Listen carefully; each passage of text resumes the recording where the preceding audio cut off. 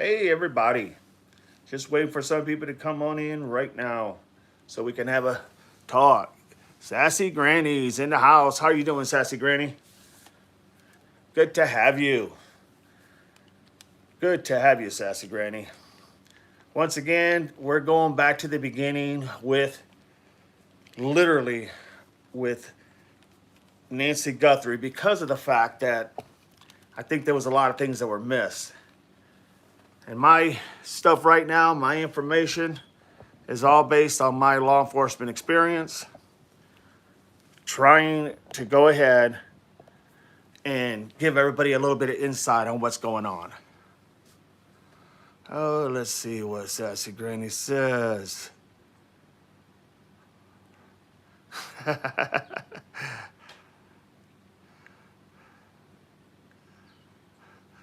Funny, not bad for an old broad. Good deal, Sassy, good deal.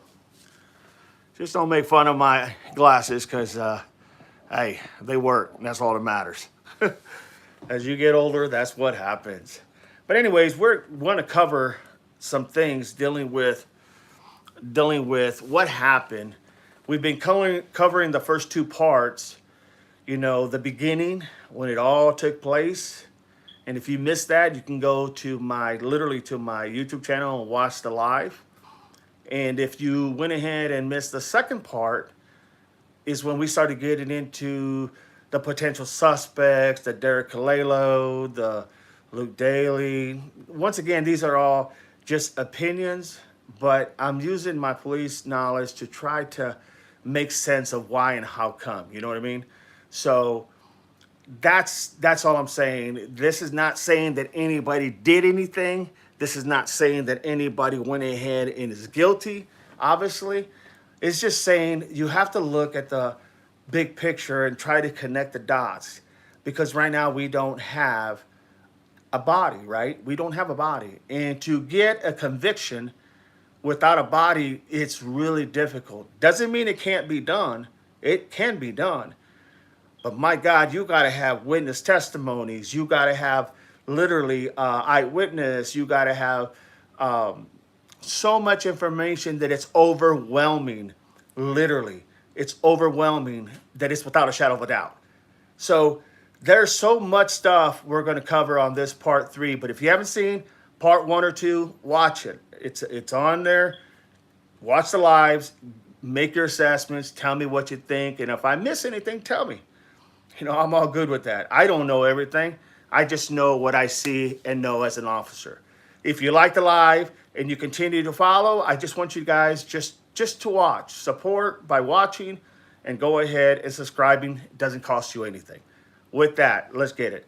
So I had talked about Luke Daly, and we had gotten even all the way to the individuals. Job Begun says, hi, how's it going, Job? What's going on, buddy? Nice to see you. Thanks for being here. Sassy Granny says, without a body and the way the sheriff has handled this, do you think they could get a conviction? Good question, but do I think if the evidence, here's what they're going to need. They're going to need people to come and start being squeezed. And what I mean by that is they're going to need people to start feeling the pressure. And then if that happens, because they're not feeling the pressure right now, that I can tell you. But if they start feeling the pressure, what's going to end up happening is that they are going to go ahead. Somebody's going to say, hey, I'm not going. You got to remember, Arizona's got the death penalty, right? So no one's going to say, okay, I'll go ahead and, live or unlive, that's out the window. So the key is putting pressure on the individuals, seeing and reading their body language as you do interviews, right? Seeing and doing interviews and watching their body language. That's volume. That's important. You have to do that. It's not because it shows that they're guilty. Heck, they could be just nervous. But when you start looking at the clues that they leave behind, that's when you start going a little deeper. Okay? Ain't nobody, as far as I'm concerned, from what I've seen, there is nobody. And I've worked in law enforcement for many years, investigated many cases. There is nobody that is cleared. Regardless of whoever says what, they're not cleared. Morning, at work, watching. Gene, good to have you. Thanks for being here, Gene. Awesome. So that's what I'm saying. We have to look at everything. Can they get a conviction? It's hard. I'm not going to lie to you. It is very hard. But can it happen? Absolutely. But you got to put the squeezes on the individuals. Look, somebody obviously there did this, right? They had to know the layout of the terrain. You break so many ankles out there trying to go at midnight, go in there at early morning when there's no light. So you got to know the terrain. You got to have an idea of her whereabouts, what she does on a daily basis. You got to know, what doors are there, where the layout is, where the cameras are at, et cetera, et cetera. I mean, it's not rocket scientists. It just says somebody has to know this home of Nancy Guthrie. Somebody has to know, okay? That's just a gimme. That goes without saying. We've seen some videos by other podcasters at night, and you can't see the front of your hand. So that's a for sure. Did you see the local Arizona TV news special last night? I heard about it was going to be on. I didn't watch it because I was out there watching other things going on, watching other individuals that had some theories. But I'm not sure. If you got something, tell me. Tell me what came out. Was anything good about it? I know they were supposed to talk to Nanos, correct? And kind of get an idea of where everything stood or something to that effect, if I'm not mistaken. But no, I personally didn't, only because of that reason. But I was doing a lot of watching other podcasters and trying to get what they're seeing. And I'll tell you what, the information's there. I'm not going to lie to you. The information is there. The key is, Pima County's not really handling that. And that's what you have to understand now. Pima County, they'll take calls, but they're not handling this situation. This is all already left to the FBI. Gene Gordon says, the word key was said 3 times in the last sentences, like a message to the public. What did it say? Tell me, please. So I can't go out because I'm on my phone doing this live. So tell me what it said. Tell us all what it said. Interesting. The word key was said 3 times. Fill me in. Tell me. I want to know. I'll watch it after I'm done. But yeah, please let us know. So that's the whole point. Okay. So I already covered some Luke Daly stuff. I covered the blue car going by, woman screaming for help. You have to see it. Okay, I will. I promise I will see it. And then I'll make a comment on the next live I go. Hands down. Listen, I've been following this because I have some personal experience in my life growing up as to someone gone missing in my family. And without getting into all these details, this is about Nancy Guthrie, so we'll keep it at Nancy Guthrie. But we all have grandmas, we all have moms, we all have loved ones that we love. And I found out when I got back from the Marine Corps on leave after boot camp that this certain individual was gone. Her and her daughter, and I looked everywhere. That's probably what I really got into law enforcement. I just felt like try to do a better job, right? Try to do something different, try to do something important. And what ended up happening is that I just got to the point where I said, I looked and turned over rocks and looked just about everywhere you can. And when I say look, I don't mean literally going to every state. I'm talking about trying to find the tracking system of where and how with the little bit that I knew, because I had literally just got back from the Marine Corps from boot camp. And this was in 1988. So 88, getting ready to turn 89 in January. So the idea is, this is where we're at. So without further ado, now we're talking. If you, like I said, if you didn't see part 1 and you didn't see part 2, you need to see it. I'm telling you, a lot of people have been doing a lot of work. Okay, a lot of people have been doing a lot of work, and good, solid work. Very impressed. A lot of these podcasters that are out there, You have to understand there's a difference between searching and there's a difference between reporting. If you are reporting about this, kind of like what I'm doing now, then I can't say I am searching for her. Okay? That wouldn't make any sense. And if you're reporting about where is Nancy Guthrie and you're trying to give people information, you're reporting. The searchers are people that are out there on the ground, whether it's a podcaster, whether it's individual groups or whatnot. So you really need to understand that because anybody can say we're searching, but the real searchers are boots literally on the ground, not on front of her house, but literally going and looking for her. And I've only seen a few people like that, just to be frank and honest.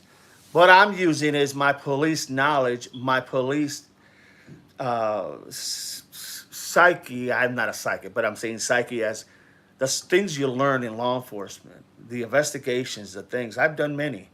And I'm telling you, there is a lot of things that were missed. By far, bar none, a lot of things that were missed. But without going further, if anybody's got anything they want to throw in, by all means, throw it in there.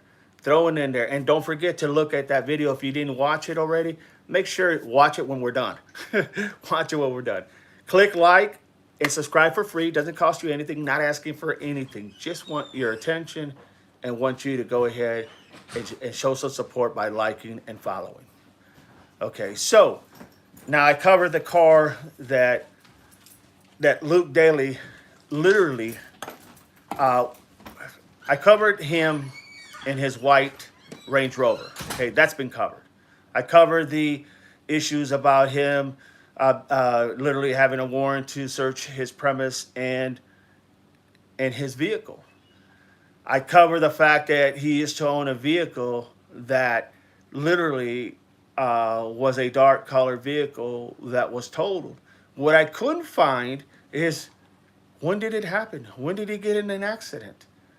You know, there was a report that came out, a 911, that someone was hanging out the window of the vehicle yelling for help. Now,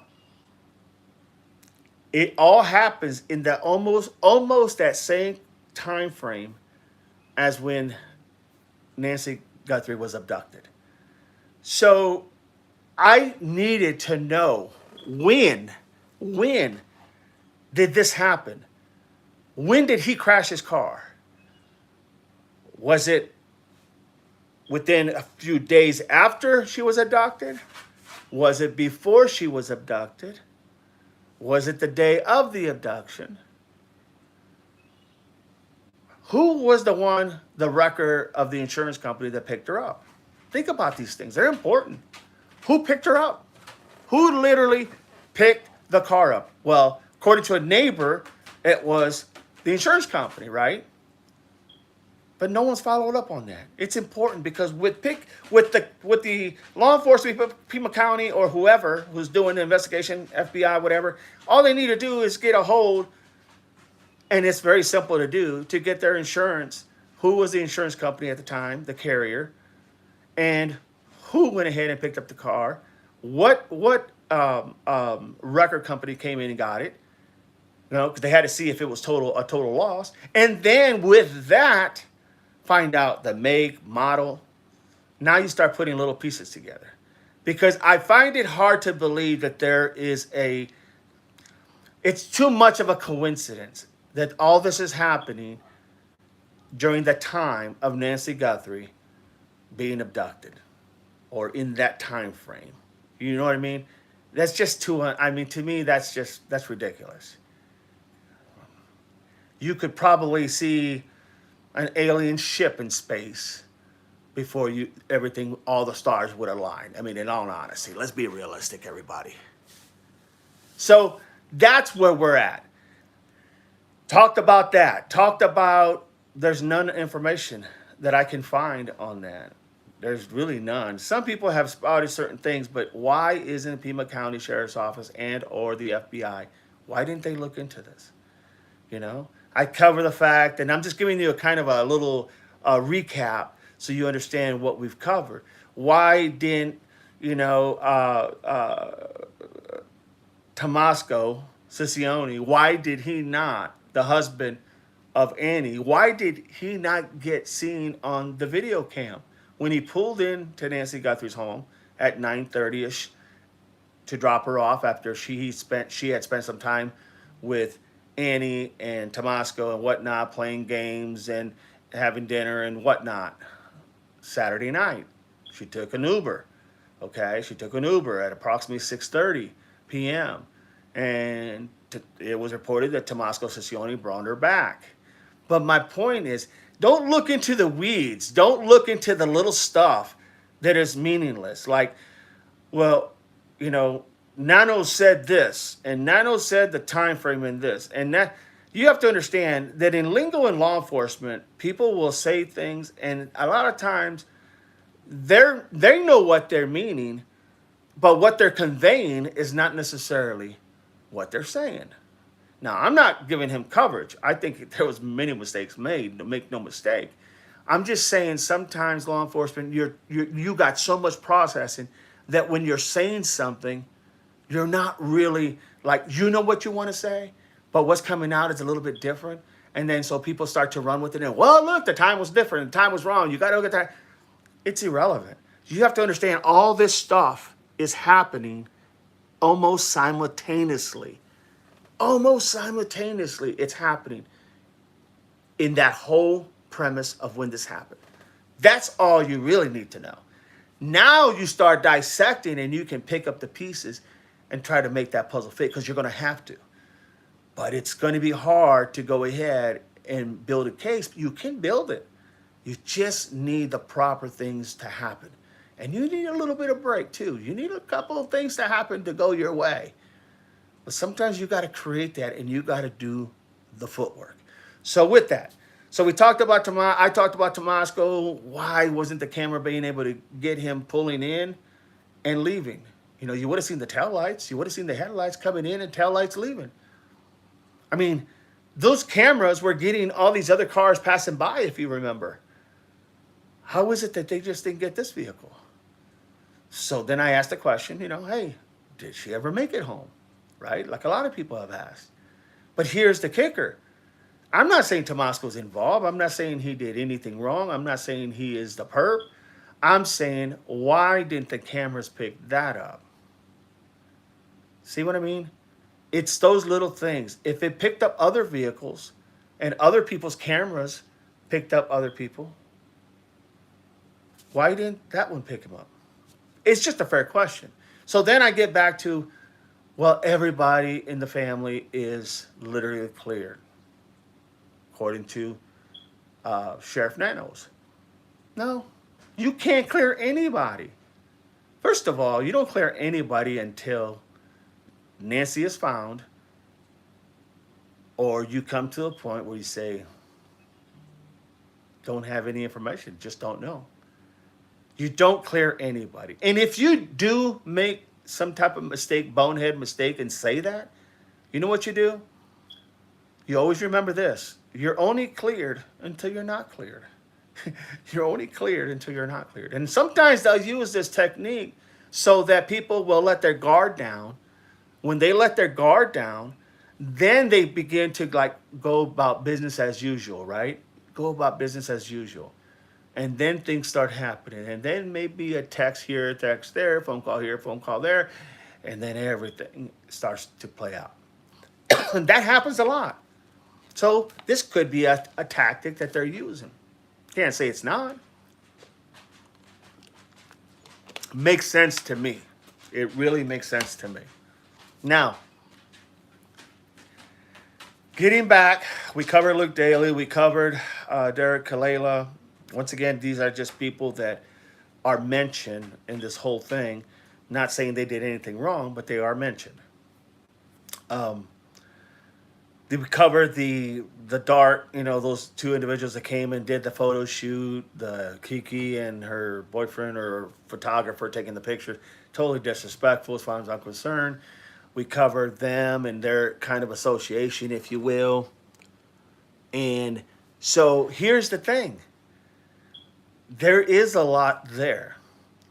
Now, some of these sleuths, you know, these investigators, these crime junkies, they have come out with some really interesting theories and connections on who's connected to who. And I will tell you, there is a ring connection with a lot of these people that are being mentioned. I'm telling you, there is. There's a connection. I mean, giving credit to, I believe his name is Monkey something or another. I can't think of Monkey something or another. I can't think of his name, but his handle, but it's Monkey something. Um, God, I wish I could think of what the last part was. But anyways, he has been able to come up with correlations between the Gothic people, Tomasco, Derek Kalela, um, Layla Day, you know, um, literally Luke Daly. He has been able to get these connections of all these people, and it's kind of interesting. I don't know if he's right. I didn't do that work he did, you know, but it's just the idea that I'm looking more at the basic core, okay? Because I'm telling you, everything's right there. What's not happening is everybody's coming with all these theories and all these ideas, which is good, but it also clouds everything else that is so right in front of you, you know? We had there was another podcaster by the name of Doug going live, okay? And that guy, I can tell he's an older gentleman. That guy has literally put some things together that are very interesting. And when you get a chance, check him out and, you know, do it after we're done. But check him out. It's very interesting. I mean, there's a photo of an individual. You remember hearing about the individual that was trying to climb over the fence? He's trying to unlatch it. He had a couple backpacks on his back, right? And he was at this home was less than what, half a mile, less than whatever. It's real close to Nancy Guthrie's home, okay? And he was trying to get the latch open. Well, the owners of the house had called the police. Someone was trying to break in their back home. This was all in the same night that Nancy Guthrie got taken. The same exact time frame. I'm talking probably within 20 minutes. Think about that. Nothing happens coincident. Blue car going by, you know, this guy's trying to get into this house. Nancy Guthrie's taken. It's not all happening, folks. It's right there in front of us. But anyways, this gentleman that they haven't identified, there's a clear picture of him. And he's trying to get into over the fence of one of these houses. And so they call the police. The police comes out. They make contact with him. He says he was just trying to get into his house. He was home late from work or whatever. They left. Then he later started walking down the street or up the street, whatever it was. And he didn't even go into the house. Well, you know why he didn't go into the house? Because the owners of the house came out and said that person doesn't live there. Now think about that. That person does not live there. So then my question is, okay, then if he doesn't live there, who in the hell is he? Did the officer or sheriff deputy, did they get a name of this individual? Yeah, he had the same jacket, no doubt about it, Gene. He had the same jacket. Now, people may say, oh, well, he had two backpacks. Doesn't mean he couldn't have took one backpack off.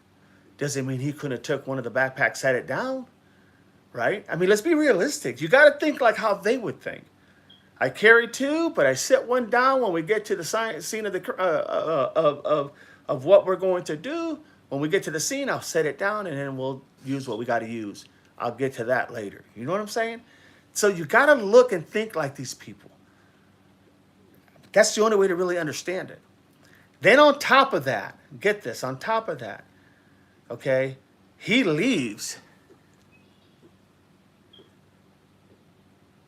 Well, that's good. I'm glad you love Trump. That's awesome. Hey, that's what makes this country go around, right? You get to go ahead and love who you love and vote for who you vote. But anyways, let's move on. So now what you have literally is, did we get a name of this guy? Now they can do facial recognitions, right? They can do facial recognitions. So let's not think for 1 minute that you can't. They can do facial recognitions. And they can find out who this person is. You understand what I'm saying? We can go ahead literally and do that. But the problem is you have to know what is happening. You have to know what's going on. And you have to get these names. I mean, I bet if that's not his house, the perp that was trying to get into the back of the house, what do you do then? You know what I'm saying? What do you do? What do you do? Well, you start using your tools. You start going back. You start looking at everybody's cameras. You try to find out, what else. You know who you're looking for the most part. I can tell you that officer was probably tired, didn't take all the information he should have. But what's interesting is when this individual started walking away from that house, you could hear things clinging. And you can go watch the video. Doug has it. Doug's Gone Live has that video. And it was made available to everybody. But what they did is they closed everything in, so you saw the perp coming from what you thought was his vehicle to the fence line. What you didn't realize is when Doug blew that up, guess what was back there? A white Kia Soul was back here. You didn't see that from what the clip that they gave you, but when you blew it up, you could see the white Kia, literally. So now you see a white Kia. So what's the odds? Think about that, everybody. What's the odds? You have this man trying to get into a house that doesn't belong to him, that during the time of, in the same time frame, for the most part, as Nancy Guthrie, there's a white Kia Soul. Remember, in the camera, you could see a white Kia Soul, hauling butt down the road. During that same time, Nancy Guthrie was abducted. Right? You got a blue vehicle with the woman screaming. Okay? So, all I'm saying is, you're asking for all these things just to be a coincidence. I don't buy it. The information is in front of us. All they have to do is literally go, find this individual, ask him, interrogate him, take him to the police department, by either asking him to come down or just, hey, we need to talk to you. We need to take you. We got some questions we got to ask you. Bring him to your setting and ask these questions.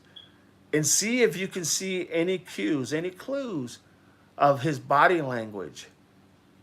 If you can see any clues on what's happening, right? That he's giving away a sense of guilt. Luke Daly, let me just tap on him again. Apparently it was reported that when the cops stopped him to search his vehicle, the first thing he said was, is this about Nancy Guthrie?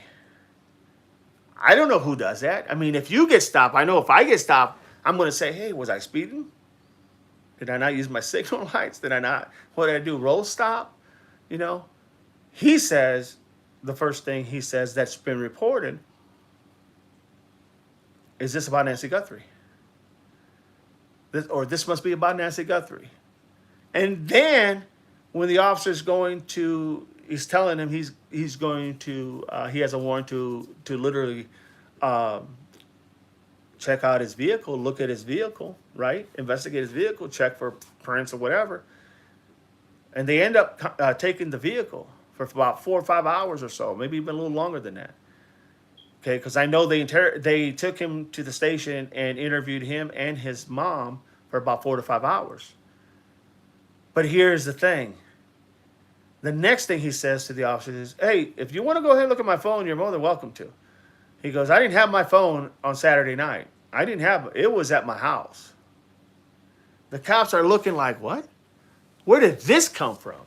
You follow me? Where did this come from? Who says that? You can look at my phone. I didn't have my phone with me Saturday night. It was at home. You can look at it. I have nothing in there. Who would say that? So it's almost like, and then he reaffirms everything I just told you, because he goes on, Tucson's one of Tucson's crime reporters by the name of Brittany Brianna Whitney. Brianna Whitney, he goes and he basically says exactly the same thing he said that I just told you. It's confirmed. You follow me? So this is not a, oh, well, they're putting words in his. No, this is him.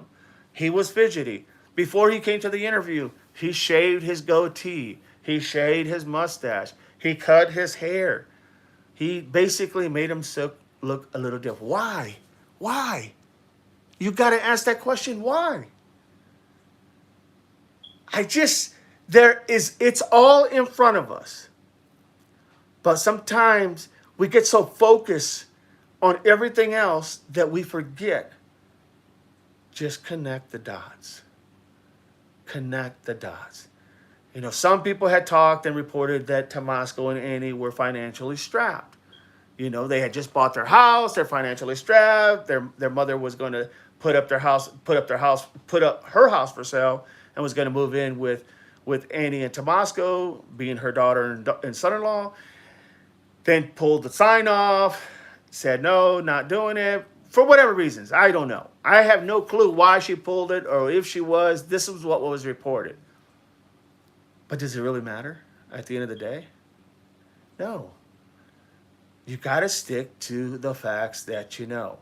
Now, they say he was strapped for cash. Don't forget, do me a favor, click like and subscribe for free if you don't mind. I always got to do that. Just helps me out. Click, doesn't cost you anything back. So that is where we're at with that. So the clues are there. The clues are all there. Say, well, why can't we find Nancy Guthrie? Okay, well, now you get into areas of what was done when they were looking for her. How long do they take? You have to understand that when major crimes happen, the timeline from 24 to 48, probably at most 72 hours, you better figure out what's going on. Because if you don't figure out what's going on within that time frame, Houston, we got problems. Okay? You got problems. And it took so long for them to really take off. Now, I don't know why they didn't have infrared cameras or infrared, choppers and I know everything costs money. And we all know that, right? We hear it every day. Everything's about money. We hear it every day. And yeah, I do believe this, in my opinion, from everything I've seen, this was a kidnapping for ransom, for money that went wrong. Not a burglary. I don't buy it was a burglary. I don't buy it was anything satanic. I honestly believe this was literally a kidnapping for ransom that went wrong. That's just what I'm saying. I mean, the burglary obviously goes within it, right? Because you got to break in someone's house in order to get to the person. But the motive here, to me, was a payday. And something happened in that process. Why I say something happened? Because they could never get a proof of life. I mean, Kaleo was arrested for sending Annie and Tomasco a text saying, did they receive the Bitcoin yet? They're ready to make the transition. Only to find out that Derek was arrested later in California through the FBI following the IP address and went and literally arrested him and charged him for basically, better lack of words, exploiting the situation. So now you have that, okay? But here's the thing. There's so much more because there's so many people that are intertwined in this whole situation. So going back to Pima County, I believe that things should have been done a little different. Now, understand me when I tell you this. It's easy to sit back and play the back chair quarterback, right? It's easy to sit back, come in, and say, oh, they should have done this, they should have done that, they should have, did this and that. There's so many things that they could have done, right? And it's easy to pinpoint it. And it's different. When you are handling a high crime situation, man, you are like this. You are focused on everything that's in front of you. Sometimes you don't even hear things of anybody telling you anything because you're trying to piece what had just happened. Okay? So There will be mistakes made. That's why it's always good to have everything recorded so you can come back and look at it again when you're high level. You know, your anxiety, your blood level is so high because it's an intense situation. When that starts to come down, then you can relook at everything and go, okay, now I'm thinking with a clear head. And that's normal. That's not anything unnormal. That's normal. Okay. So the idea that literally they didn't, what I saw was there wasn't a lot of movement quickly. Lost time, minutes are like crucial, hours are like detrimental, days are like, yeah, catastrophic. So in that first 72 hours, you have to make headway. If you don't make headway, the percentages just drop instantly. They just drop. Now, if this was something that went wrong and she ended up, Nancy Guthrie had a pacemaker, and if there is something that went wrong, okay, and her heart gave out, well, there goes the payday. There goes the cash payday. Right there and then it's done. Literally, it's done. Ask yourself that. You go in there for one reason, and the one reason you go for, the individual ends up not purposely, maybe not intentionally, but it is still on your hands because you went there and you should have gone there. You were literally are responsible for her death if she passed away. And by all looks, I mean, I'm not going to sugarcoat anything. It looks like something happened. I'm just not going to sugarcoat it. It looks like it probably went that direction. But my take is this. That's why they couldn't give confirmations of proof of life. Everybody knows how it works. Every law enforcement agency knows how it works. Every FBI, every person who's doing that crime knows. In order to get paid, you have to send a proof of life. The person must know that their loved one or the person they took and went back is alive. And that's the one thing they would never get was a proof of life. Which tells me she probably, in my opinion, just my opinion, she probably went early. Very early. Before they wanted to. And they couldn't do a proof of life. So now it was what? It's how do we cover our ass? How do we go ahead and cover our butt, literally? That's where we're at, So now we covered all, not all, but some of the suspects that were, by all calculations of how this case has been going, would be considered suspects. Not that they did anything, not that they committed anything. We're just saying by opinion, that's probably what, they would be considered suspects. Persons of interest. Persons of interest. Okay, let's use that word. But the idea is that, it's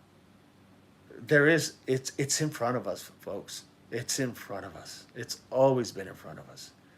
Now, going back to that white car, you asked, what was so interesting or what was so big about the white Kia?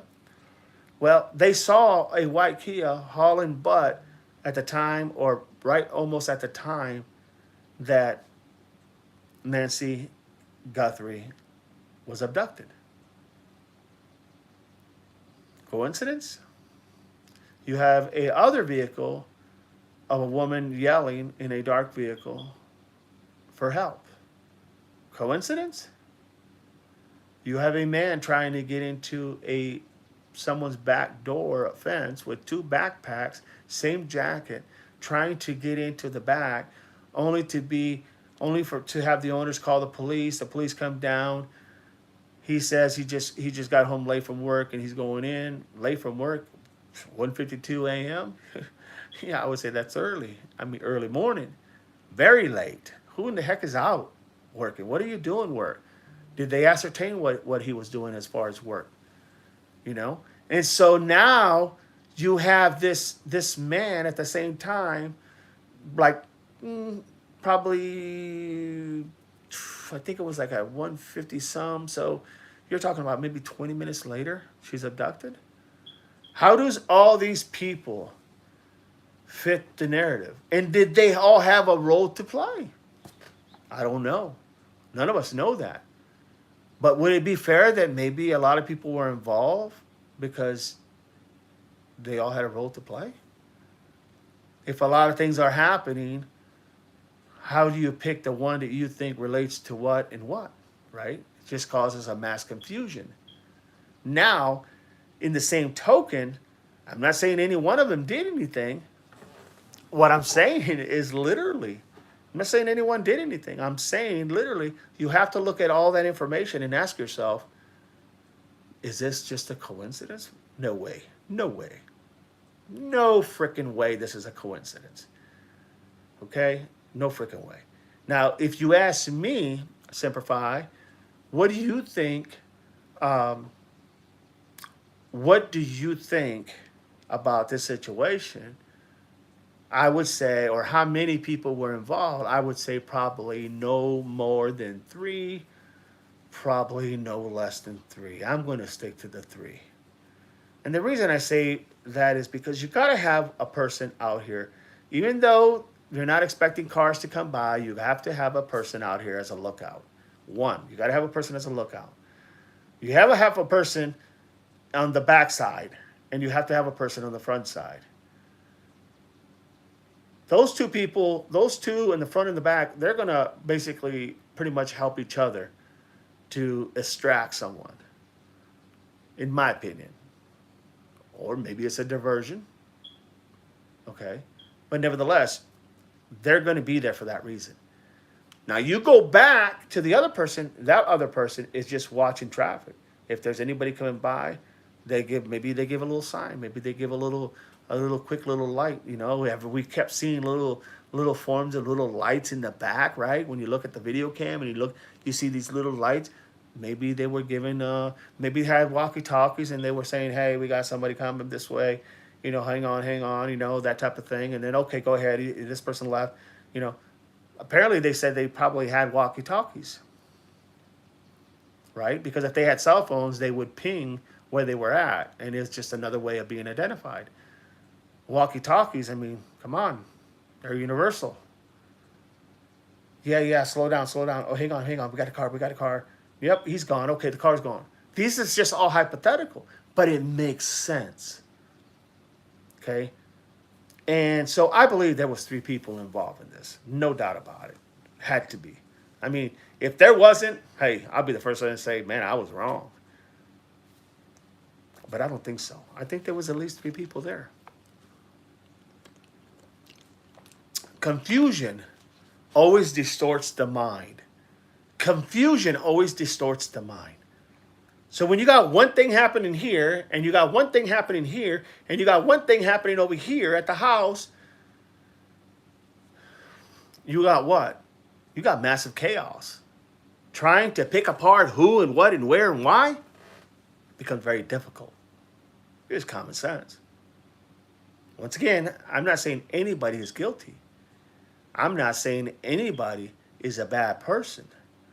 I'm just saying that by looking at all the information, seeing everything that's been reported, hearing the little bit that's been given, that's what I'm coming up with.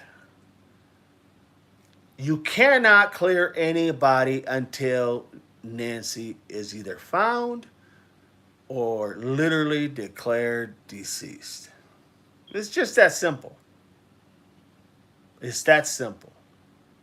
And you really can't even clear the case, even if you find the body deceased, because you still don't know who did it. You follow me? So to say anybody's cleared is ridiculous. That's just ridiculous. You know, you can look at a person and say, do I think, you know, Savannah had anything to do with it? Of course not. I don't think so. Hell, I don't think she was even in the state, right?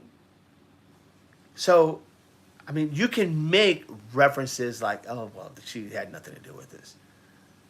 But you can't literally clear anybody until literally that person is either found or back safely to their home with their loved ones. And if it's not, guess what? It becomes a cold case. And Hopefully somewhere down the road somebody will give up the goods as to why, how come, and who.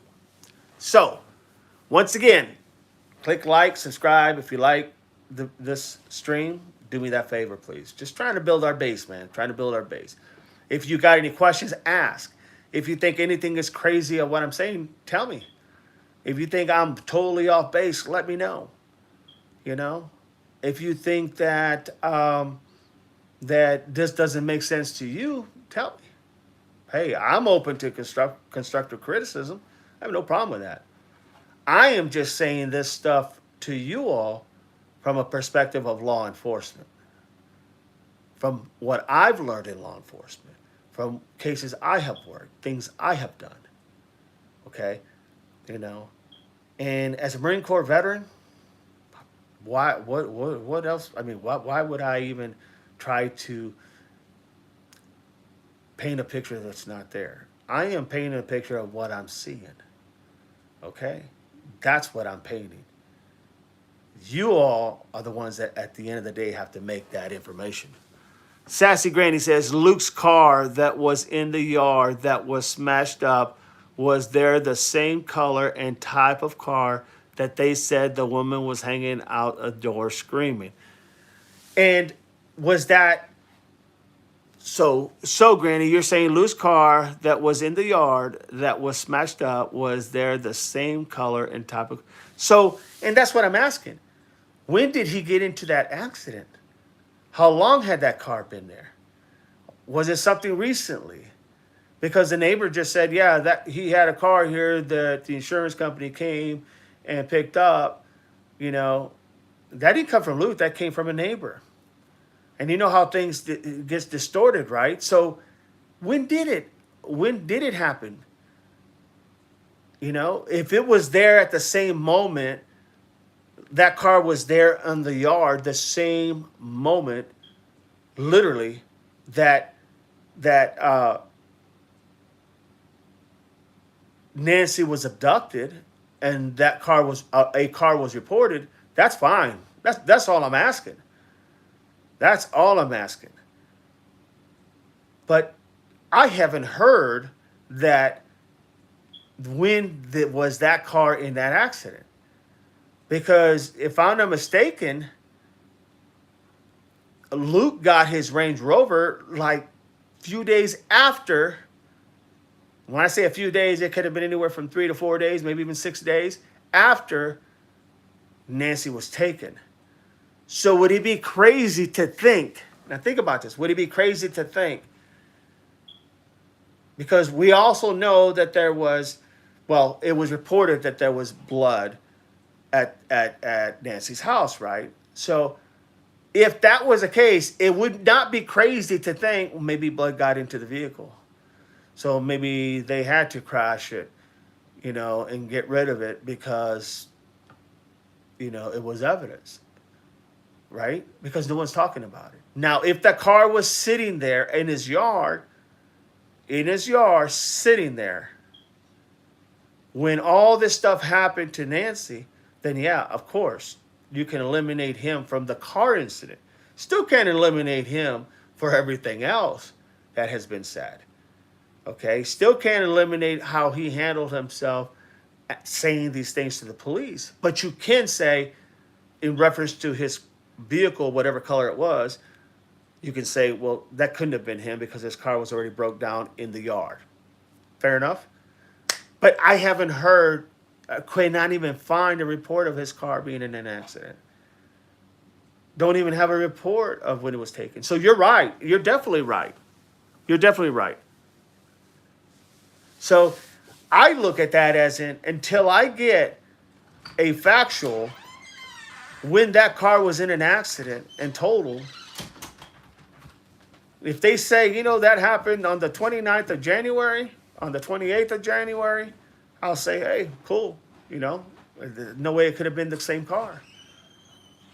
But now, if they say that that accident happened on the 2nd or 3rd, and he's able to go ahead and get a car on, you know, the 6th or 5th or 7th or whatever other day, now we got a problem here, right?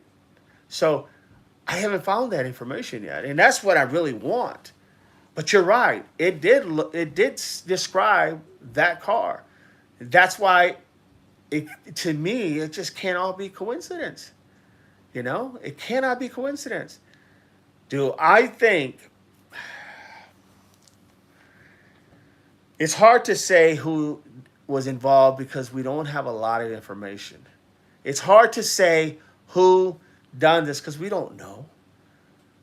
All we can do is connect the dots and hope that those dots eventually will draw that picture for us. And then hopefully somebody will crack under pressure and then say, bam, okay, this is it, right? That's how it works. That's how it works. But I'm with you. The car they described that was in the front yard, parked or totaled or whatever, is the same color car they described that had the lady out. You're 100% right, Sassy Granny. 100% right. No doubt about it. I just want to know what day did he total that vehicle? What day did that happen? Because that will speak volume. That will speak volume. And it seems like all these things about these days and times that you're asking these questions, you're not getting anything. You're not even getting clarification. What you're getting is you can make up your own mind, right? You can literally, let your mind work and kind of decipher whatever you want to decipher. No, I don't want to decipher nothing. I want that time frame. Because those days, that time is going to tell us everything, literally. It's either going to exclude somebody or somebody in that portion of a crime, or it's not. So getting back to the white Kia Soul, everybody talked about it at the beginning, and they talked about it, but no one really, that's why every time you would watch a crime, and I have watched other crime junkie people that would report from Nancy's house and all this stuff, and they see a white Kia Soul go by, they would go, oh, there's a Kia Soul, a white Kia Soul. Well, that's what they were talking about, right? Because that was on the camera. But when you go look at this guy who's trying to get into that back of the fence of this owner's home, then you see him walking, and guess what? He doesn't walk back to the car that they have shown right there, right close to him. You see him go further back, and when he starts to go further back, you see that white Kia Soul. That's not a coincidence. I'm telling you, that's not a coincidence. There's too many things that you're asking to be a coincidence, and I just don't buy it. I don't buy it. So now we got to figure out, how do they all play in this scenario? Sassy Grant says, I saw a video another podcast.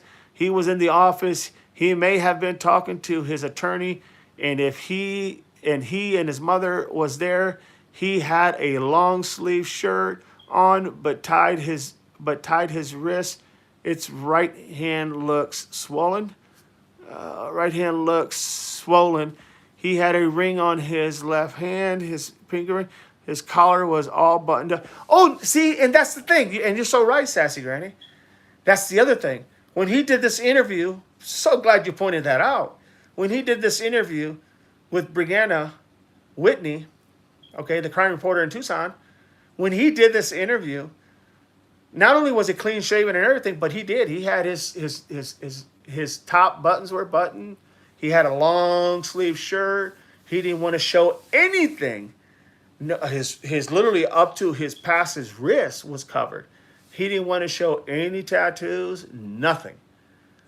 Very good point. And you're right. I remember seeing that it was like everything was covered. Why?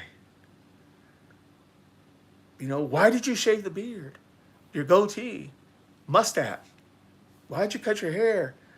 Why'd you, I almost want to say, I don't mean it the way it sounds, but it's like, who gave you what do you call it, a manicure? No, manicures with the fingers. Who gave you that, who did you up, man? Who made you look so pretty and precious, Who? And why? And you're exactly right. I mean, I would like to tell you who I think my number one suspect is.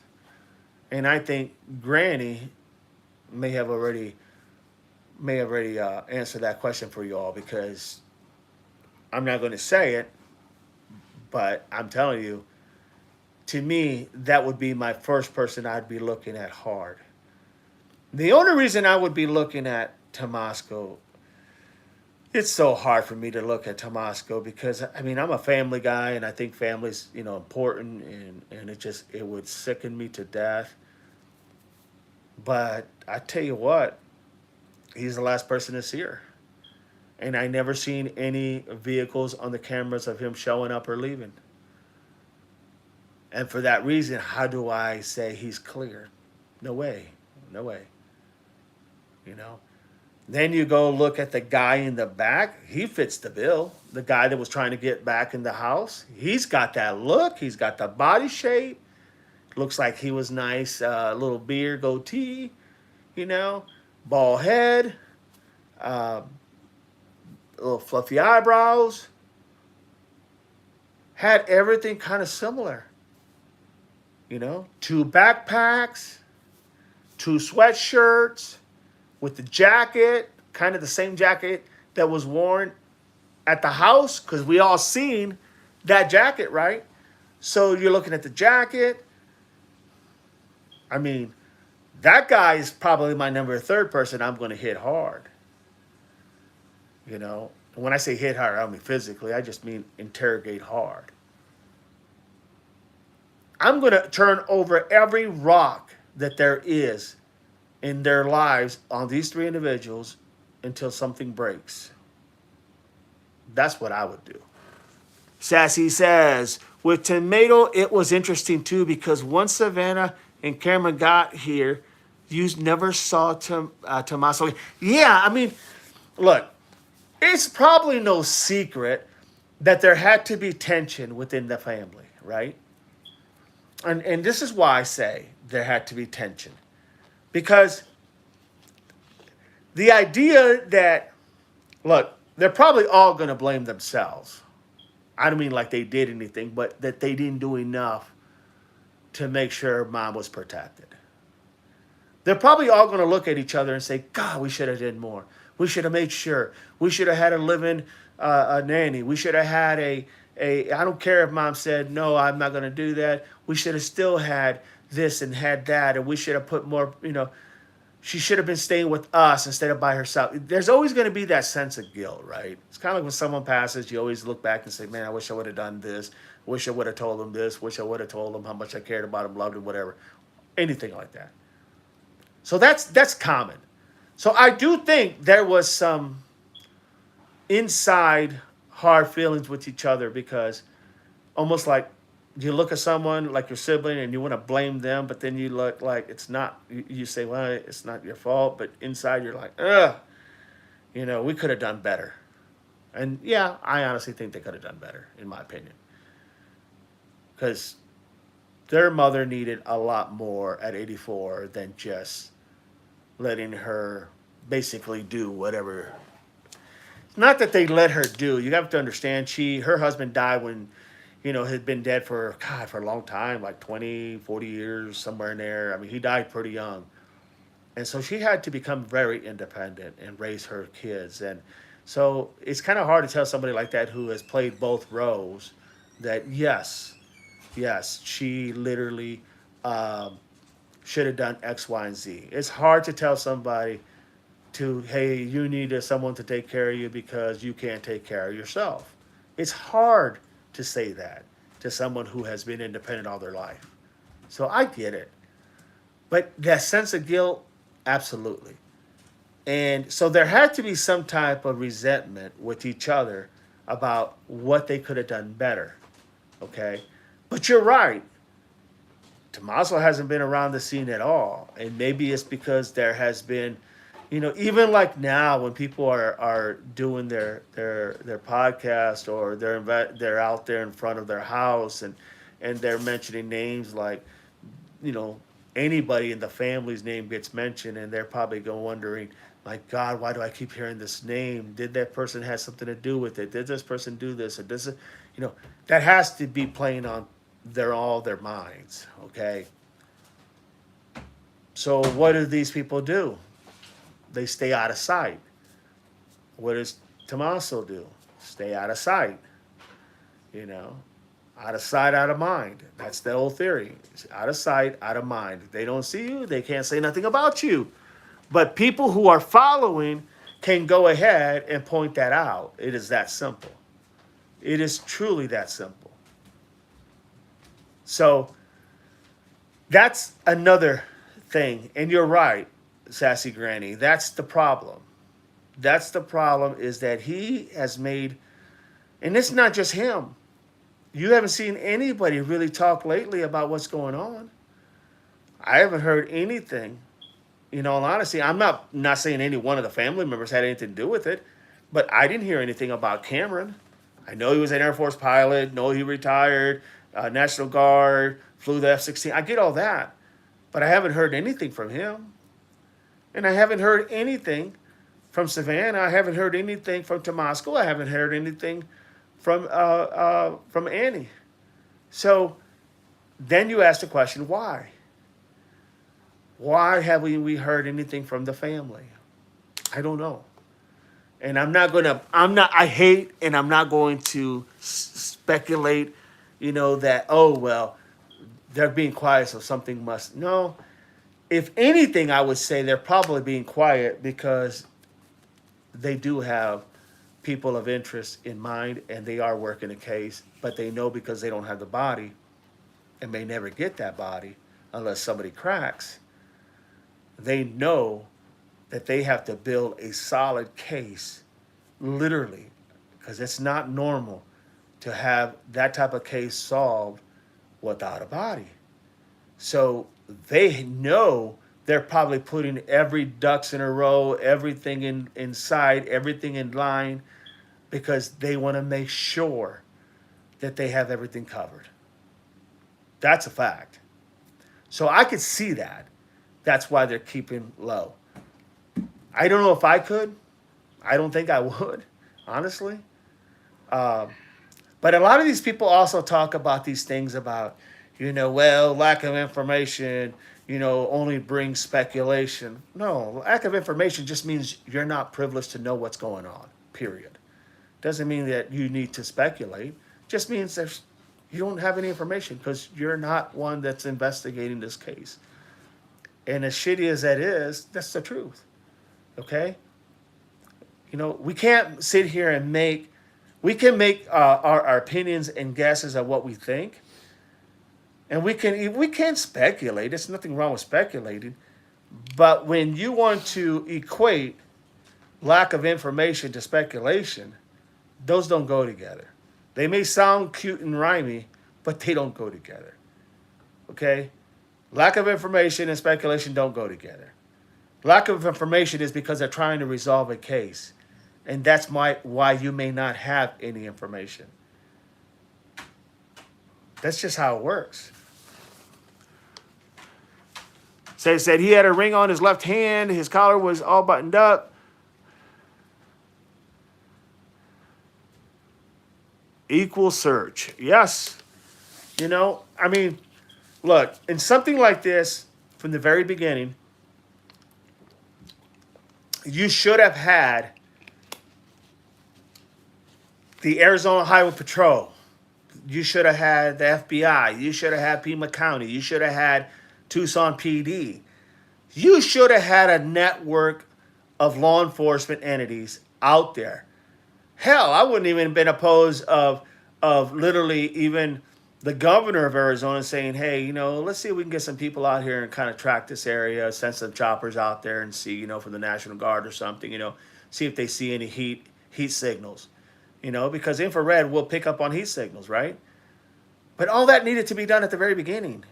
And it just wasn't. It just wasn't. And that's the problem that I have. And it could be lack of experience. It could be that, it was reported that Pima County Sheriff's Office, a lot of the deputies are very, very young, new, less than what, 2 to 4 years. So it's kind of hard to expect a lot from a group of individuals that just may not have the expertise. Once again, if you like this so far, please click like and subscribe. Doesn't cost you anything. Just show your support by watching and clicking like, asking questions. That's all I ask, please. So that's what I would say. That's literally what I would say. But you're right. You know, the idea that he had everything covered up, absolutely. Absolutely, without a doubt. I'm not wanting to speculate. I want to give my opinion, and I guess in a sense we all speculate. But when you start quantifying both of those words that they go together, if one doesn't, we don't get this, then this is what we get. If we don't get this, then this is how we think. No. If you don't get this, it's just you don't have that information. Go look to see if you can dig up other information. But don't say you're going to do this if you don't get this. You're not getting this information because it may be crucial. Now, is there some things they should have told the people? Absolutely. Absolutely. Like, how about the simplest thing? What was she wearing? You know? Now, you say, well, maybe no one knew. Well, no, think about this. So they go in and they say that she was taken from her bedroom, okay? I would assume, and I'm assuming here, I would assume that they're saying this. Oh, I'm sorry. Just, it's in there somewhere. But I would assume, literally, I would assume that they noticed that there was maybe a bed sheet missing. Or that, you know, Nancy had done a TV show, a talk show, or a TV show. She was on a TV show with Savannah showing them how she taught her kids to make their beds. And they probably said, Mom would have never slept in a bed that didn't have 2 sheets. Or Mom would have never slept in a bed that didn't have, like they were taught that she had. So maybe in that process, they thought, well, the sheet is gone. And maybe when they talked to somebody who was a ransom demander, remember when they were getting a couple of phone calls? I'm going to talk about Calejo from California. But the other ones that they got a call from, maybe they were telling her, well, you know, the sheet is gone. You know the sheet is gone. You know that's gone. I can tell you for a fact that's gone. And then they go look and go, damn, that sheet is gone. Well, who would know that other than the perp? Think about that. Who would know that other than the perp? There had to be something that they knew why she was taken, and they believed she was taken out of her bed. Okay? That's one. That is not the big thing. But what my point is, they could have looked down and said, oh, well, if they had known what she was wearing, they could have said, well, here's her black top. It's sitting on the ground. And here's her pants that she wore, her khaki pants. They're laying on the ground. Oh, wait, you know, she might have been in her pajamas. Now, they couldn't tell the people that, hey, she was in her pajamas because they don't know. But they could say, Nancy was last wearing this, and this was left at the house. So now people in their mind are going to be going, well, we're probably looking at somebody that was taken from their bed, probably does, you know, ask questions to their family. Does your mom sleep with pajamas? Oh, yeah, she sleeps with pajamas every day. Every night she goes to bed, she has pajamas on. Well, then it'd be a good calculation that she had pajamas on. But by not telling the people anything about what she was wearing, I don't buy that. I don't buy that. And maybe it was, you know, Tomasco and Annie who said, I don't remember. We were drinking a little bit of wine or this, because that was reported somewhere along the lines I've heard.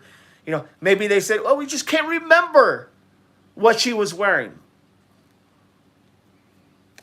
I don't know.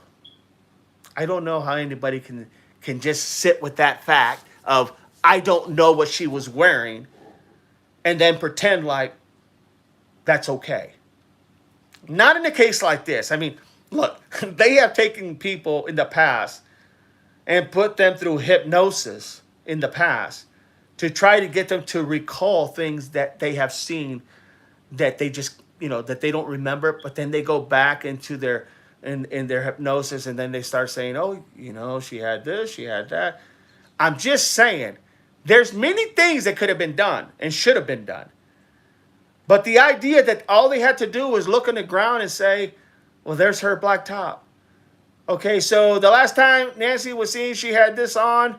That was left on the floor of the room.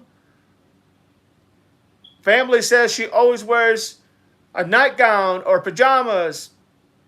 We're looking for a lady about 54 years old wearing possibly pajamas. If they know the pattern, the style, whatever. Silk, non-silk. But you didn't hear any of that. Think about that for a minute. A car's going down the road. Let's just say they had her in a car. And they're going down the road. And they're on the highway, okay? Let's just say that. They're on the highway. Got to go somewhere, right? Had to go somewhere. Let's say they're going on the road and there's a car passing by that's just, you know how you drive and you're going from one place to another and you just happen to look to your right or look to your left and you see somebody and you see this lady in their pajamas and you're like, well, that's kind of odd. The hell would be out here in their pajamas this late at night? Right? These are things that come back to your mind. But if you don't even know what the hell you're looking for, how are you supposed to pay attention to something you don't even know? It doesn't cross your mind subconsciously because you're not thinking about it. But I guarantee you, if they had said she might have wore pajamas, the clothes that she was brought home in were laying by her bed, it would have been well assumed that she was wearing possibly pajamas. And it would have been okay to say, older lady, 84 years old, possibly wearing pajamas, is the latest information we have. Even something so simple like that would have been okay. You know what I'm saying? Even something so simple like that could have made a big difference. But they didn't give her that. My God, that's like 101. So I go to their home and I say, Annie Tomasco, what was your mom wearing that night? I don't know. What was your mom wearing that night?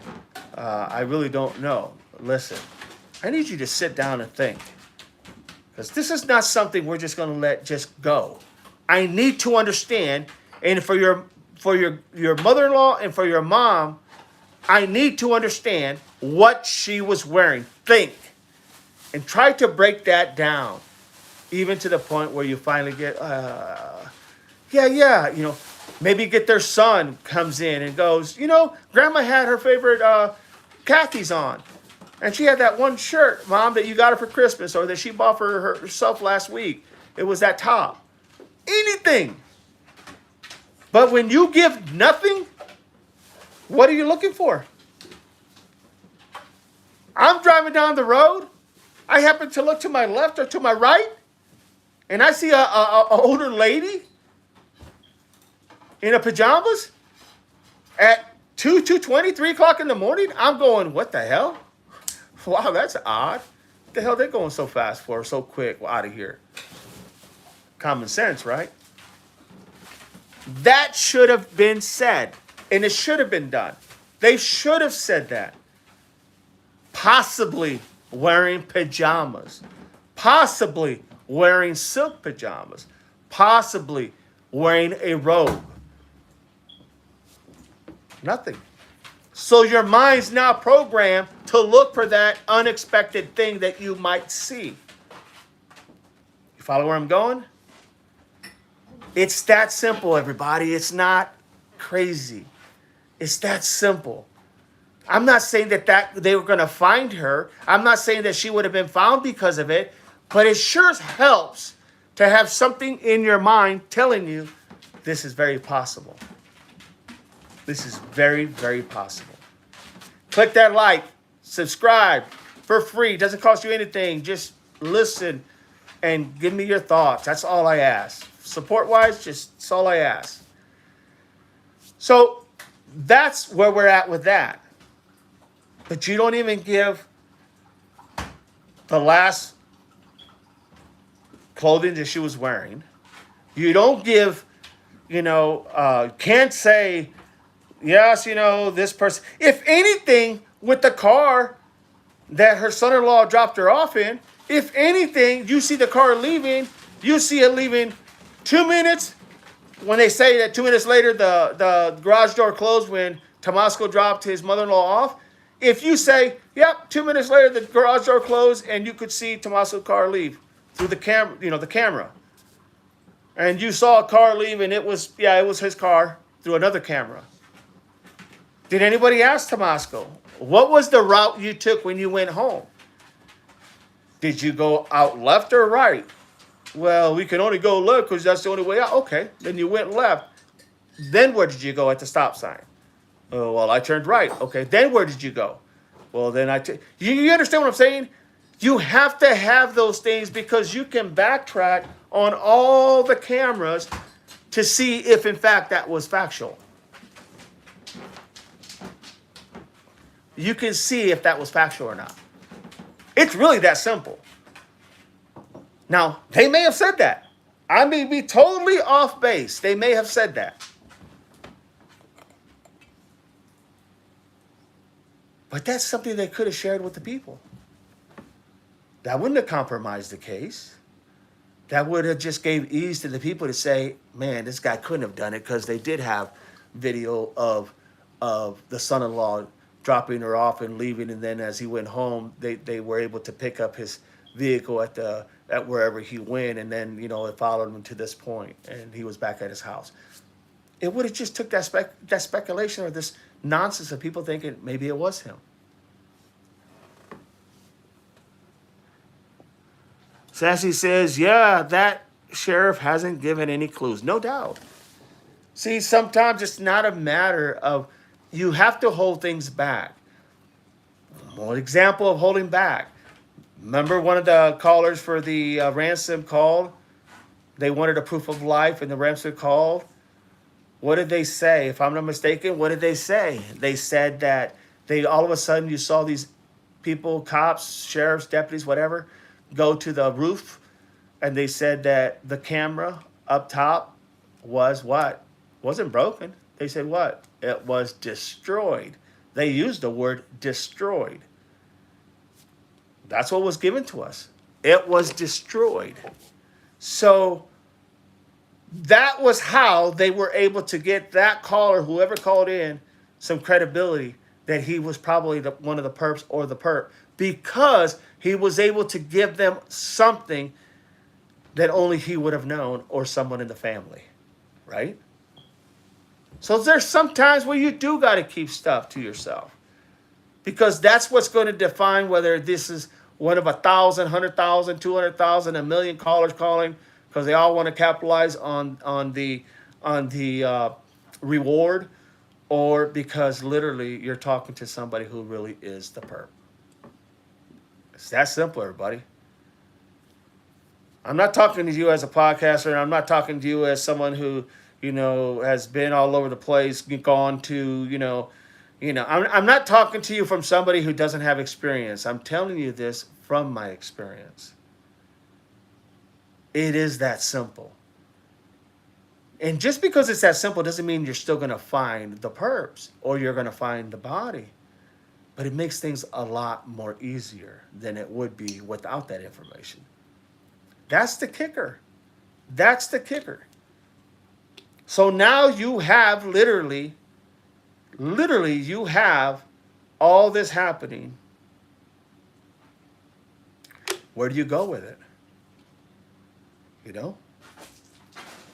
Where do you go with it? I mean, so that's where we're at. We are at a point now where I have decided for myself, I'm going back to the basics, go back to the beginning. And I'm going to try to look at everything I can and watch everything I can and listen to everything I can so that I can see what was missed. Because I guarantee you there was a lot that was missed. I guarantee you that perp has been around that house multiple times when everybody was out there filming the news and the crime junkies and all them people that were out there recording at Nancy Guthrie's house. I guarantee you that perp has been there numerous times. numerous times because that's what they do. They come back to see what they hear, to see what they see, to see if there's any movement, to see if there's anything being found.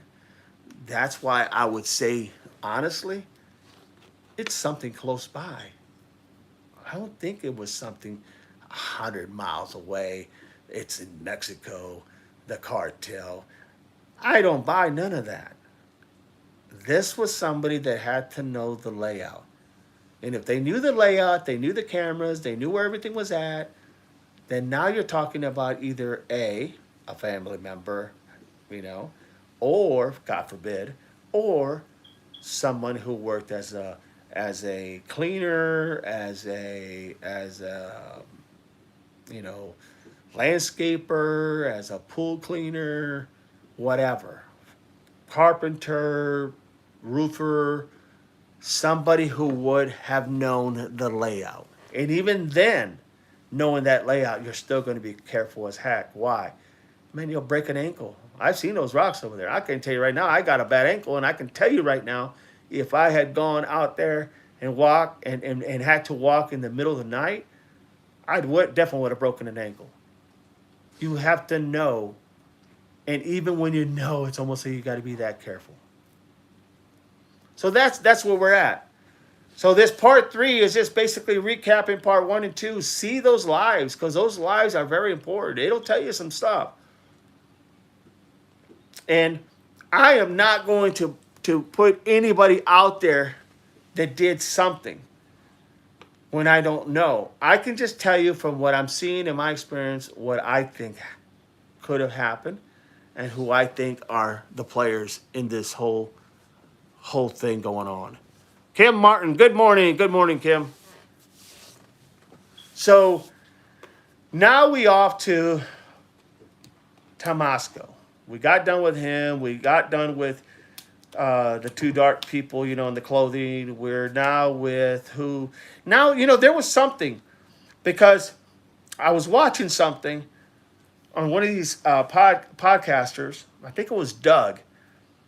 And on one of those things that they had given us, as far as the picture of the guy, you know, the guy that was trying to get into the back of the house, you know, through the fence. When they were talking to him, let's say talking to him, when they were showing you that video of this person, they were pointing out, Doug was pointing out some things about his backpack. And when he blew up some of these pictures on that backpack, the still pictures, it really looked like you could see blood in one of those backpacks. I mean, if you go back and look at Doug's live, I'm telling you, he blew it up, and you could see literally what looked to be a red color, possibly blood, on that backpack, on one of them backpacks. Sassy says, I saw that. Yes. And so I'm telling you, something went wrong, and that's not a coincidence. What did he do? He go hunting for what? Squirrel? What did he go? What was in his bag? Was it the sheet that was maybe had a lot of blood in it? That was drenched? That was taken from the house maybe? Was it her clothing? Was it one of the perps who took her their clothing? You know what I'm saying? So they did have a color that looked like blood. I'm telling you, in my honest opinion, I believe this was all about money. It was all about going ahead and getting a ransom. But something went south. And it could have been her pacemaker. They just gave out. Too much stress, too much anxiety. You know, everyone said she was a feisty lady.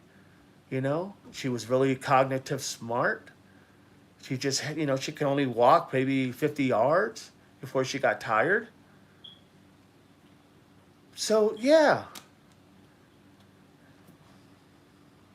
Is it possible?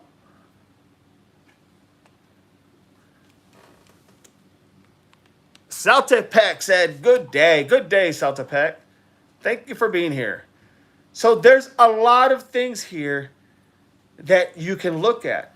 Now, I have a theory, but before I give my theory on the blue vehicle of the lady screaming for help, I have to find that timeline. So if anybody can help me find that timeline of when that vehicle was in a crash, when that vehicle was, like when that vehicle was totaled, if somebody can find out that timeline, let me know. Because for me, it's very crucial. I mean, timing is everything here. And I have a theory, and it's just a theory like everybody, but I have a theory that no one has talked about. Not one person. Not of all the people I've watched, not of everything I have watched, not everything I've heard. I have a theory, and it's not far-fetched. But I have to know when that vehicle, literally, when that vehicle was totaled. Because timeline is everything. Now, also in that, going back to Doug's live, he had also showed the fact that the guy who had that when he blew up that backpack and he showed that they would look like what is to be color red, like blood. Now, he had some very good points. I mean, if you watch that video, my gosh, man, it's like it speaks volume. Not gonna lie. Not gonna lie. Celtic Pet says, I have been wondering that too. I mean, I have a theory on this blue car, and I'm telling you, it's not something crazy either. It's something that probably most law enforcement would think outside the box, and some may not even, obviously. But I have to know when that blue car was totaled. Was it after or before? Was it after February the 1st? Or even January 31st? Or was it after? And I'm telling you, you're going to like this theory. Because this theory has not been said by anybody. And there's some people out there that, hey, they know a lot more of stuff than I know. Now, they may not know how things work in law enforcement unless they've been in law enforcement. They may not know anything on how things work. But they have been on top of this too. So kudos to them. But I got a theory that really, truly makes total sense. And it has to do with that blue car and that lady in the back. But I don't want to share it just yet because I want to make sure that I have my ducks in a row. So that's coming. I'm telling you, that's coming. And if I find out either which way, I'll let you all know, hey, that theory couldn't pan out because of X, Y, and Z. Simple as that. But getting back to, there's a gentleman named Monkey, oh God, what was that guy's name? Monkey, what was that guy's name? Monkey. He has a lot of videos, and he's been following this case, and he's a pretty sharp man. Pretty sharp man. I mean, this guy, he's calling a lot of things out, pointing a lot of things out. Monkey, trying to think, what was it? Celtic Pad, good day.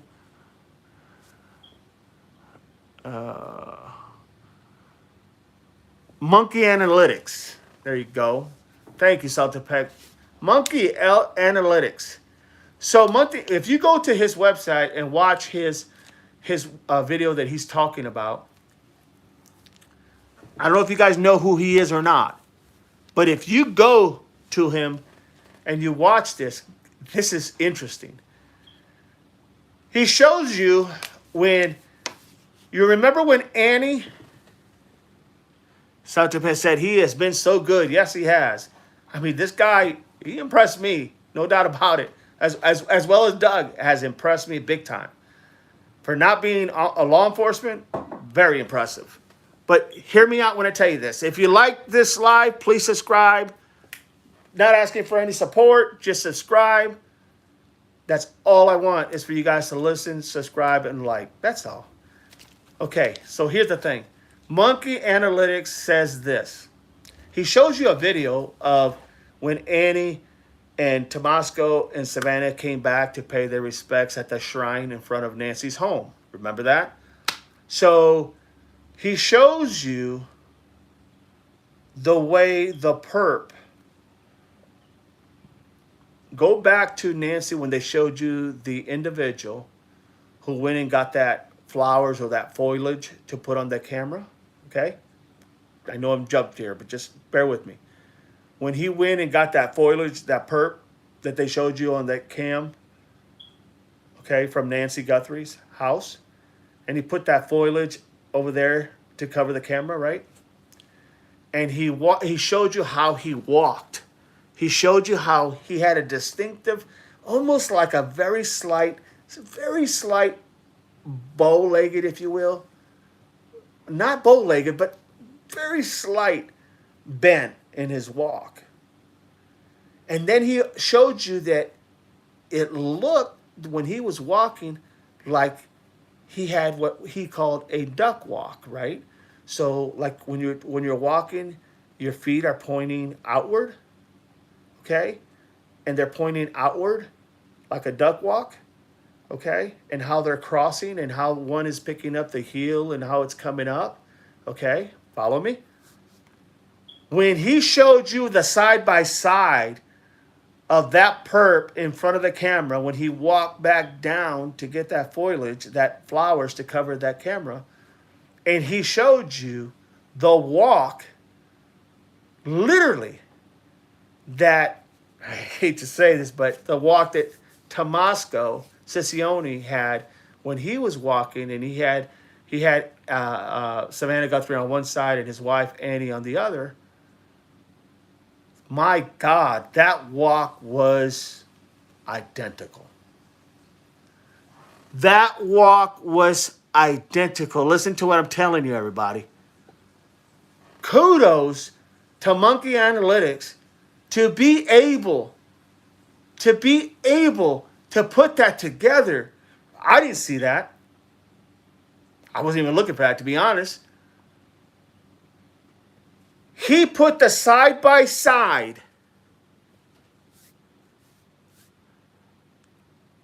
Sassy Granny says, I thought it was too. He put those pictures side by side. And he showed you when they were both walking, how their feet was pointing outward and how they were like almost like crisscrossing each other in the front. I'm telling you, everybody, you need to look at this because this was so good of work that Monkey Analytics put into this. It was fantastic. And it was pretty impressive. I mean, it was spot on. Now, does that mean that Tomasco has something to do with it? Not saying that. I'm just saying if you go by what you're seeing, if you go by the pictures don't lie. Videos don't lie. I'm saying it looks so identical. The walk, the duck walk. I mean, he did a hell of a job. And I want to tell you right now that there's some people out there that I have a lot of respect for. Even though they haven't been in law enforcement, I tell you what, they would have been some damn good investigators. Because these guys, but I mean, you know, this is what they do, right? So they had it pointed down to the T. Celtic Pat says, I don't think it was him, but when I saw that, I was like, Yeah, Celtic Pat. When I saw that, I mean, look, there's characteristics in everybody. We all have them. The little things that make all the sense in the world. The little things that make all the difference in the world. Okay? The key is, can you spot that and decipher that? Can you spot it and kind of like not get distracted with everything else? And I'm telling you, people, watch Monkey Analytics when you get a chance. I think that's his last thing, analytics. and watch how he puts those two people side by side. The perp at the front door, how he walks, and also Tomasco Sicilione. And when you put those two people to walk the way they walked, I'm telling you, man, it is so identical. It blew my mind. So I'm not saying, it's hard for me to say any family member would have anything to do with any of this, to be honest, because like I said, I'm a family man, and I grew up all about family, and it just sickens me to think that anybody might have had something to do with it within the family. But I'm telling you, videos don't lie. Pictures don't lie. Okay? They just don't. You know? Audio doesn't lie. Okay? It just doesn't lie. The fact of the matter is that, if anything, it tells you exactly what is happening. So that's where we're at, everybody. That is part 3. Now, we've covered a lot. If you like this stream, please follow me. Share it to your followers. Share it to your friends. Let them know about it. Because I'm telling you, what I am giving you is background from law enforcement and what I have picked up from other people that have literally went ahead and been, you know, also on top of this. Kudos to them. Kudos to all the people that have been down at Nancy Guthrie's, reporting on what's going on, anything new, you know, electrical people come in to work on Nancy's house, blue car comes in. Oh, I do want to mention, there was one thing also that they mentioned. So, a lady had called in and talked about this, and I thought it was pretty fascinating myself. So when people tend to come to Nancy's house, they tend to film what's going on, and when someone new comes in or someone comes in, pulls in the parking lot, everybody gets excited, and they all, you know, like get all giddy, and they start to, you know, send drones up and put drones and see everything that's going on the backside. But on this one occasion, this lady pointed out that this man who has been there before in a blue, I think it's a Kia, a blue Kia, has been there multiple times, okay? Almost to the point where you think he's a family member, a friend of the family, or whatnot. But he came in, and this drone went up. One of the podcasters sent a drone up, and they caught this man grabbing the water hose, walking to the, I believe it was the right side, pulling the water hose out, and he was watering almost like you know how somebody has bricks that are in a line, and then they cross and they come in and then they plant, like almost like I don't know what you call them, but hell, I call them like a makeshift garden, you know, but they put like flowers, you know, and it's real long and it's out and it comes like this.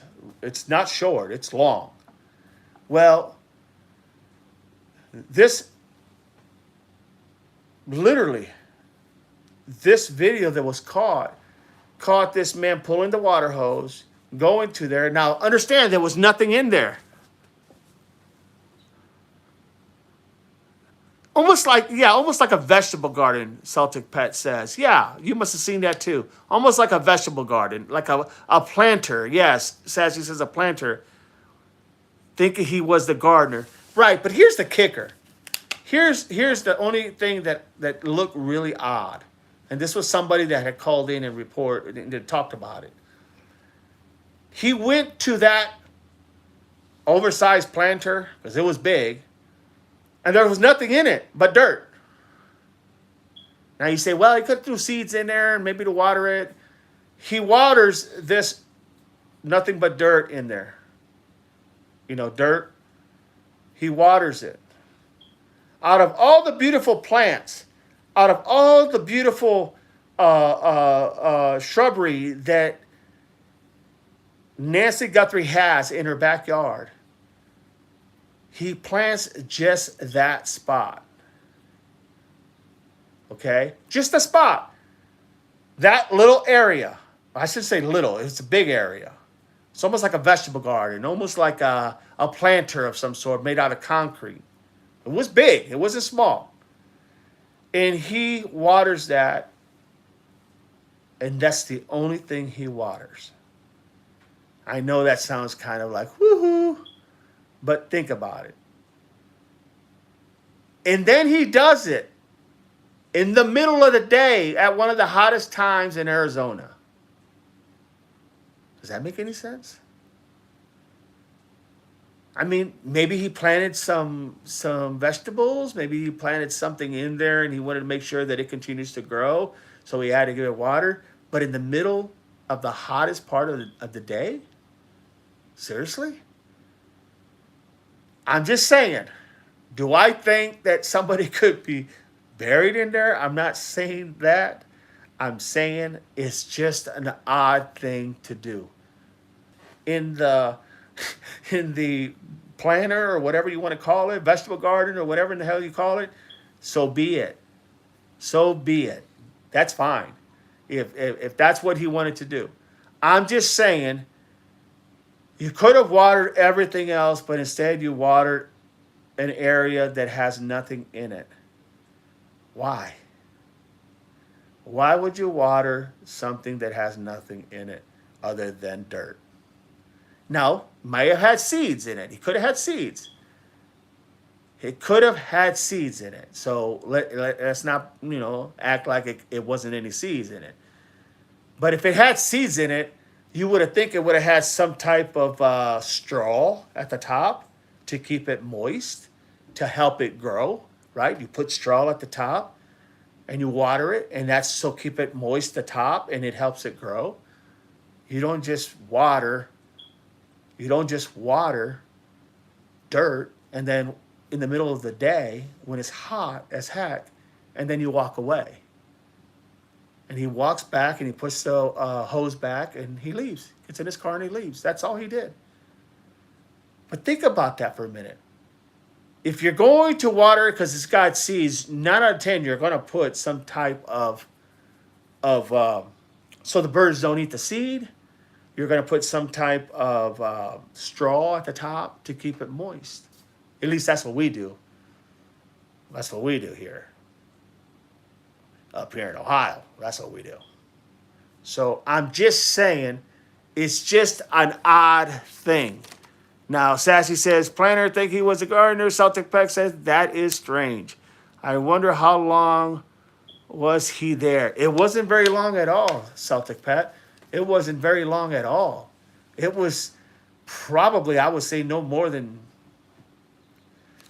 I think it was no more than maybe 5-10 minutes, and he was gone. That's all he watered. That's all that drone caught was him grabbing the hose, walking to the back of the house, grabbing the hose, pulling it out, watering that spot, taking it back, and then leaving. Got in his car and left. Now, that car has been there numerous times, so I'm not saying he's a suspect. Don't misunderstand me. I'm saying it's odd because everything has a purpose and everything has a reason. I know I'm digging deep here, but it's because it just was very odd. And I wanted just to point that out so that, for the individual who caught that information, give him those credit as well because it was a good catch. But yeah, they go giddy all the time when they get, someone pulls in, they all get excited and they act like they just won, I don't know. It's look, they can, everybody can cover how they cover, and that's fine. Well, once again, always remember this. Someone who reports on what's happening is just that, reporting. Someone who gets on their feet and literally is looking through the trenches, like there's a gentleman out there named Jim. I think it's Jim. He rides his truck and then he gets his motorcycle off and he goes in the desert and starts doing some scanning. Now that's searching for the individual. Kudos to him. And this guy is not a young man. Kudos to him. He comes from California. He comes down and he does this. Kudos to him for doing that, because that is what searching is all about. Luke's car was wrecked close to the day he was detained. Okay. So close to the day he was detained. Okay. So Sassy says Luke's car was wrecked close to the day he was detained. Interesting. Interesting. Because he had to be detained, if I'm not mistaken. Wasn't that on like the was it 13th of February? Wasn't that like the 12th, 13th of February? Somewhere in there? Okay. So I'm going to tease everybody. Tomorrow, I'm going to go live again. I'll let you all know when I'm going live. It's going to be, I don't know, maybe... I like being at home and doing this. Sassy says, Brian Enron said a few days before the abduction. Okay. So Brian said a few days before the abduction is when he crashed his car. Okay. Yeah, I would like to know for a fact. If somebody can find a date, because Sassy, you said he wrecked close to the day he was detained. And he was detained, if I'm not mistaken, wasn't he detained like the 13th or 14th of February? So I have to look that up. Was Luke Daly detained when they searched his Range Rover on the 13th or 14th of February? Does anybody know? Maybe I can look it up real quick.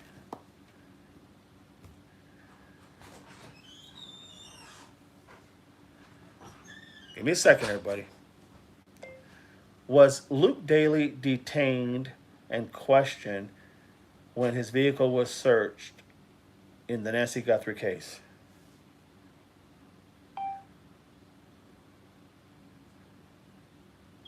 Yes. Okay. Yeah. Okay. Okay. So Luke Daly was searched and his vehicle was scanned, was searched and his house was searched on February the 13th. That is 13 days, 12 days after February the 1st, when supposedly Nancy Guthrie was taken.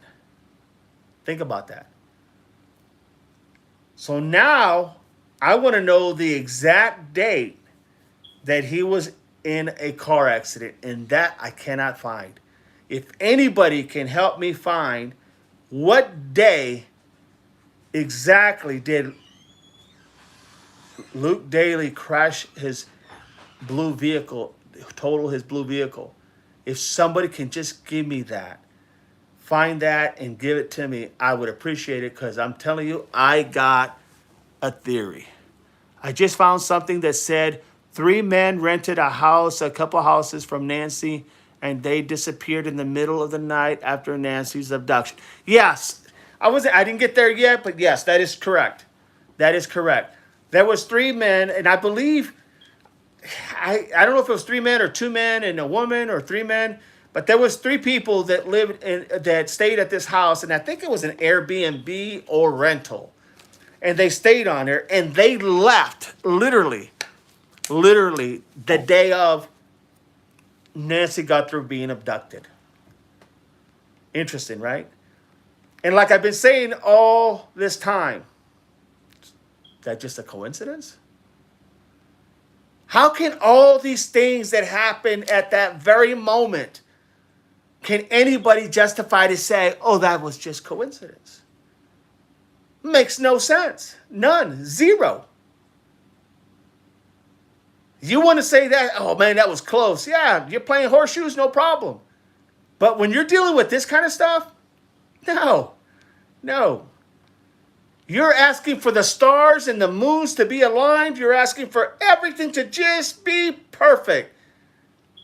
Not happening. I ain't never seen that in my lifetime. Never. I mean, I just never seen that. So that's, yeah, I don't buy that one bit. Remember, if you're new in here and you're watching, please click like and subscribe to the YouTube channel. Doesn't cost you anything.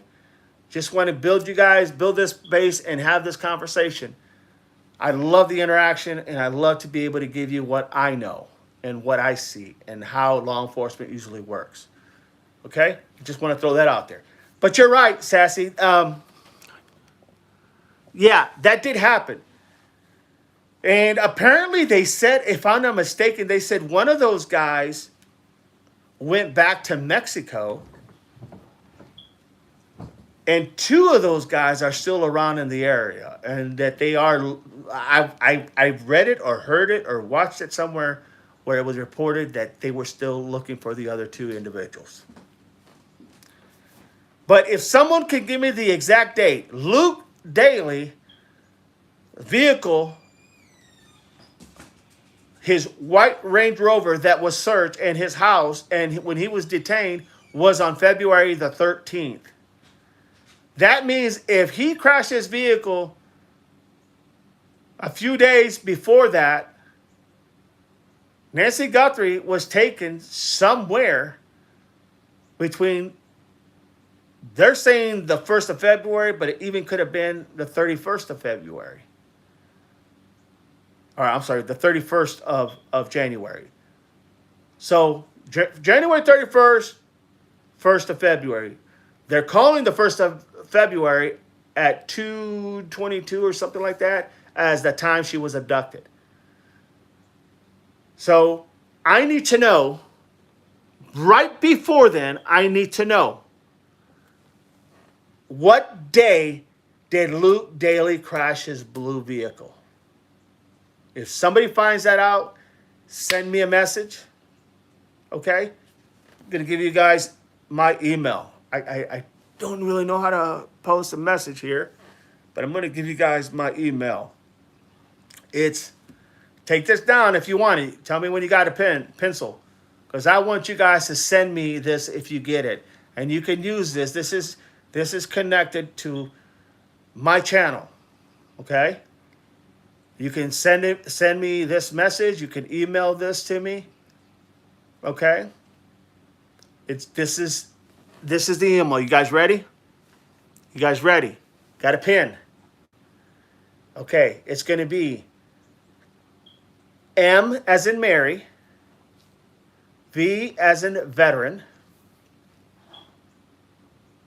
L as in Lincoln, all lowercase, E as in echo,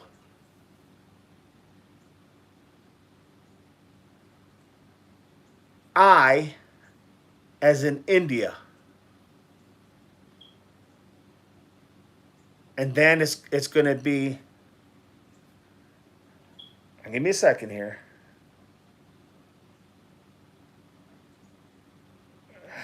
Give me a second here. God, I can't believe I'm going brain dead here. Give me a second here. You got that first part. Give me a second here.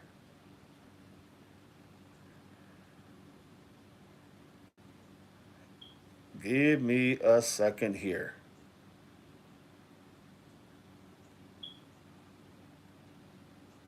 A as in Adam, all lowercase, N as in Nancy, G as in George, E as in Echo, L as in Lincoln, O as in Ocean, at gmail.com. Did you guys get that? I'm going to repeat it one more time. Send me, if you get this date, send it to me ASAP. Because I got a theory, but I'm only going to do it if I can get, and I really need to know if this is, when did Luke Daly get into his, where he totaled his vehicle, his other vehicle, the blue one. Once again, one more time, real quick, all lowercase. M as in Mary, V as in Victor, L as in Lincoln, E as in Edward, I as in India, A as in Adam, G as in George, E as in Edward, L as in Lincoln, O as in Ocean, at gmail.com. You guys got it.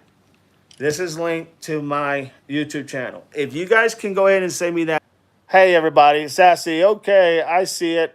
I'll see if I can find. Thank you, Granny. I appreciate that. Thank you. Raw. Hang on a second.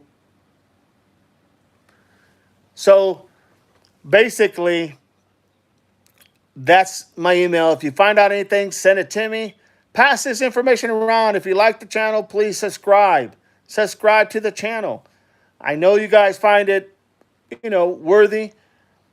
Like I said, I am a retired Marine veteran. I've worked in law enforcement for many, many years.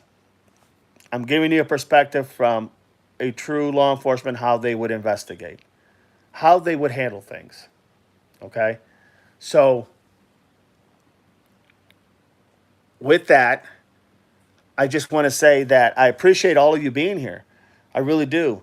My phone, what happened was my phone actually died. I was so caught up in having this conversation with you all that I didn't even notice my phone was getting ready to die. So that's what happened. Maybe that's the wrong word to use right now, but yeah. So if you like this video, or I should say video, if you like the live stream, please subscribe. It doesn't cost you anything. It's free. I'm not asking for anything, donations or anything like that. I just want you to all listen and hear, because here's the thing. I've been hearing a lot of misinformation. I've been hearing a lot of things that people have been saying things that, that are not always accurate, and it's because they don't understand how it works. And kudos to them, but still, it's not that simple. And when you're working cases, it's not easy, especially serious cases. And the reality is that if I don't do my part, how in the hell do I expect anybody else to do their part? I'm just trying to go ahead and share this with you all. Okay? And I hope you guys enjoy this. I hope you liked it. I hope you will pass this on to your friends. I hope you will, literally help me grow this, because this is what I love to do. This is what I've always loved to do. But you can only do things so long before, at some point, hey, enough's enough. So I am going to end this live. I just want to tell everybody thank you so much. Everybody who participated, Sassy, Tori. Tori said hi. Hi, Tori. How are you? Cardinal Master. Hi, it's me. Yes, it is, Card. Man, golly, you guys jumping in now. I was just getting ready to go off. Celtic Pet. Celtic Pet says, why can't anyone get a hold of a realtor of that rental? There's a lot of things they could do. I don't know. Honestly, Celtic Pet, I don't know. Yes, Gene, thank you so much. Jim Explores, great guy. I mean, that man really puts his heart and soul into the literally going ahead and literally going ahead and sorry about that. Going ahead and putting everything where his mouth is at. You know what I mean? He's not out there for himself. He's out there trying to find where is Nancy Guthrie. And that is awesome. That is awesome. So trying to hook this back up. I'm sorry. Hang on a second. Give me a second. Golly. Hang on.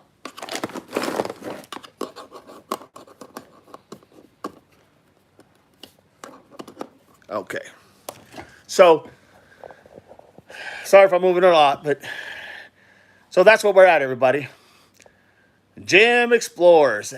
Great guy. Like that guy. Carl Master Moore. Hey, it's me. Good to have you, Carl. Card Master, thank you so much, my friend. Appreciate you. Thank you for being here. Yeah, you just missed a great conversation. I think it turned out really well for everybody. Sassy Granny, okay, thank you.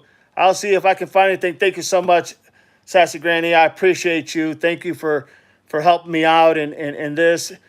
Celtic Pet, thank you so much also for helping me out with a lot of this. Tori, it's great to have you, Tori. If you like this, trust me, you're going to love this. This is all perspective coming from a law enforcement background. So I hope you will join. Doesn't cost you anything. Just let you know when I'm going live, and I will be going live tomorrow as well. And it'll tell you a message, hey, Simplify is going live. You know, that type of thing. But if you guys don't mind, if you guys are still here, can you tell me where are you guys from? Just tell me the state. You don't have to tell me like directly, exactly, but where are you guys from? Tori, thank you for having me. Yes, I will be back to your channel for sure. It's been a great live. Thank you so much, Tori. I appreciate you. I really do. Thank you. Thank you so much. I appreciate the kind words. So where are you all from? Tori says, I'm from Texas. There you go, the big state of Texas. Where are y'all from? I am from Northwest Ohio. That's where I live. Northwest Ohio. That's a long way from Texas, no doubt about it. Anybody else? Where you guys from? Share it. Share it if you don't mind. But yeah, the live was good. I hope that I was able to give you guys a little bit of a understanding on things and try to answer some of the questions if you guys had any. Um, oh, no doubt, Tori. Praying for a break in the case soon. No doubt about it. Look, this is not about any individual. This is about Nancy Guthrie getting her back, right? This is about seeing her back with her family. Nothing more than I would love to see is her walk literally back or literally be brought back home to her family. All right, because we all have grandmas, we all have moms, we all have loved ones, we all have people that we love. And, you know, if this had been any one of us who was going through this, I know we would want everybody to leave no rock unturned. That's just a fact. Thank you so much, Tori. I try to do the best I can. I try to make sure that, you know, I'm not overemphasizing or not giving the most accurate. I try to give you everything I can. But if you guys get this information, you too, Card Master, if you guys get this information literally talking about when did Luke Daly crash his blue vehicle when he totaled it, find out exactly what day. My gosh, I got a really, no one, and I do mean nobody, has talked about this. Nobody has talked about this. Okay? I have a scenario that I think is very, very probable. It's very, very probable. But it all depends on when, literally, when that Luke Daly crashed that vehicle, totaled his vehicle, the blue one. Because I'm telling you, you guys are going to be like, wow, never seen that coming.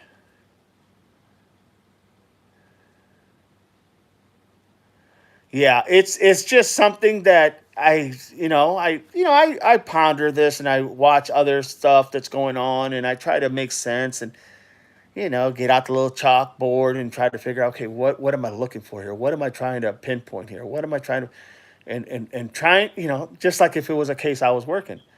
And I'm telling you right now, it is a theory that I think it is a very probable theory. But it only makes sense if the time frame makes sense. So Luke Daly, they served a warrant to Luke Daly and interviewed him and searched his vehicle on February, I believe the 13th. February 13th. I need to know when he got into that accident with that car, when he totaled it. I don't care if it sat in his house for 3-4 days. I just need to know when, because everything I've looked up, everything I try to find, I cannot find a date when this happened. I think Sassy said earlier that she had heard it was a few days before the incident of Nancy, and then I wasn't sure if it was or not. So when you guys find out that day, you let me know. But give me some good evidence as far as the day, because I don't like running with anything that I'm not sure of. Tori, yes, that would be interesting. Tori, absolutely, I would be interested in hearing your thoughts on this. I joined your channel, so I will be notifying when you go live. We will be going live tomorrow. I'm just not sure what time. Maybe in the morning. Maybe not in the morning. Maybe in sometime like this tomorrow. If you guys got preferences, let me know. You guys got my email, correct? You all have my email. You should have it. Okay. You all have my email, correct? Where you can message me or send me an email and let me know what's going on, what information you're finding. And if you find out new information, let me know. I'll give you all the kudos. No worries here. Let me know if you find anything out. Let me know if you hear anything. But if just in case, I'll give it one more time. It's Mary, M as in Mary. Got a pen, write it down. M as in Mary, V as in Victor, L as in Lincoln, E as in Edward, I as in India,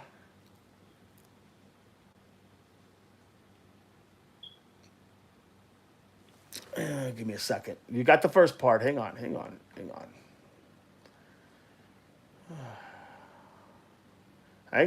You got the first part. Hang on. Hang on 1 minute.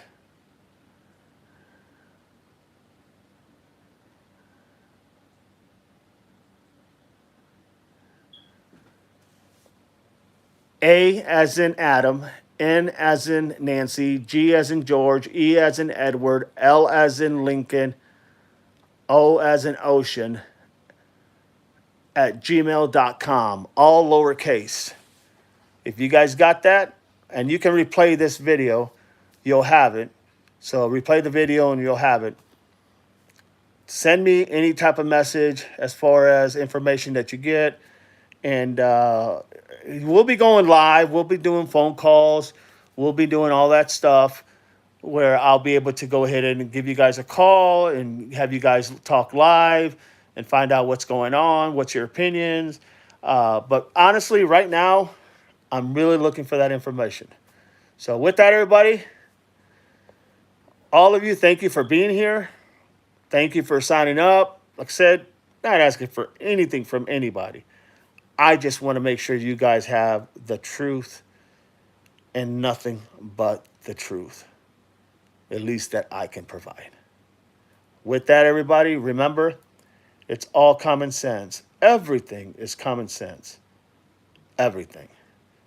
Semper Fi, everybody.